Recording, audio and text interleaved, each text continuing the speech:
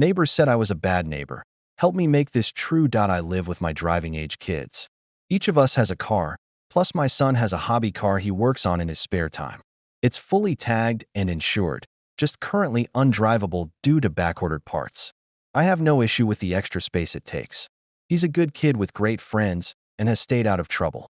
I'm definitely not perfect, but I feel like I always consider how my actions may affect others, especially my neighbors. I had crappy neighbors before moving here and wanted to have a little community on my next move, which I thought I found here.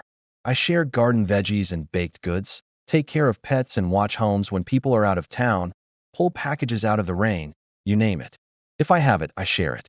If I can help, I do. I'm neighbor people call when they need something, and I am happy to oblige. Lately, though, things have been tense.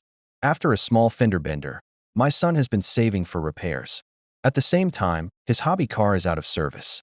He's been welding something for the car, and it's on a jack stand. His uncle lent him a car to use in the meantime, and we needed it anyway as we are relocating our business, and it's a larger vehicle. It was that or renting a U-Haul and having that parked outside for 2 weeks. Then my car had issues, and I had to rent one for a week while repairs were being completed. So we've had two more cars than usual.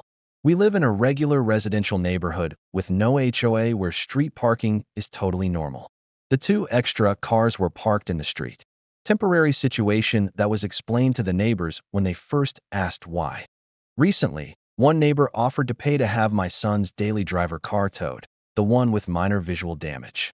It's parked in our driveway, not the street. You can't tell that there's more damage underneath than what is visible. I get that she's a perfectionist. Her yard and house looks like a magazine cover. She gets annoyed by minor things, but we can't be like her. Can't afford it financially or emotionally. That bothered me, but I let it go. I've been trying to figure out a cost-effective solution, but then another neighbor, Emily, pushed me over the edge. Weeks ago, she messaged me upset that someone parked across from her double driveway, asking me to tell my son not to park there. I looked, and he wasn't parked anywhere near her house. I asked for clarification and got no response, so I chalked it up to her having a bad day. Today, I saw a car parked there and mentioned the text conversation to my son. He laughed and said she'd already ranted at him about someone else parking there. He tried to explain he doesn't park down there, but she wouldn't listen and didn't seem to care. The suspect car belongs to Tom, another neighbor, who was the one who had parked there previously during a business trip to avoid tree work happening next door to him. He had even asked us all beforehand, in a group chat, if that spot was okay.